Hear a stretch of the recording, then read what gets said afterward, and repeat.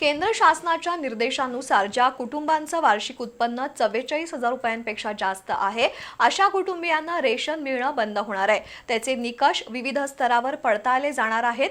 सध्या जे कुटुंबीय इन्कम टॅक्स रिटर्न भरतात त्याचा आधार घेऊन पन्हाळा तालुक्यातील सुमारे 1,892 रेशन कार्ड धारकांचं रेशन आता बंद होणार आहे। याबाबतची माहिती पन्हाळा रेशन पुरवठा कार्यालयाच्या वतीनं देण्यात आली आहे। पन्हाळा तालुक्यामध्ये 54,655 इतके रेशन कार्ड धारक आहेत। त्यामध्ये 41,833 रेशन मिळवणारे प्राधान्य कुटुंब लाभार्थी तर अंत्योदय योजनेमधील लाभार्थी रेशन कार्ड धारक हे 3,465 इतके आहेत। तालुक्याला रेशनिंगसाठी दरमहा साधारणपणे 5,500 ते 6,000 क्विंटल गहू आणि 4,000 क्विंटल तांदूळ वितरित केला जातो।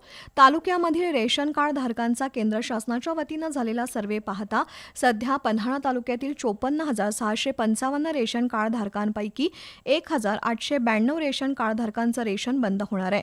त्याचबरोबर या 1,892 जणांचा विचार करता 300 क्विंटल गहू आणि साधारणपणे 200 क्विंटल तांदळाची बचत होणार आहे।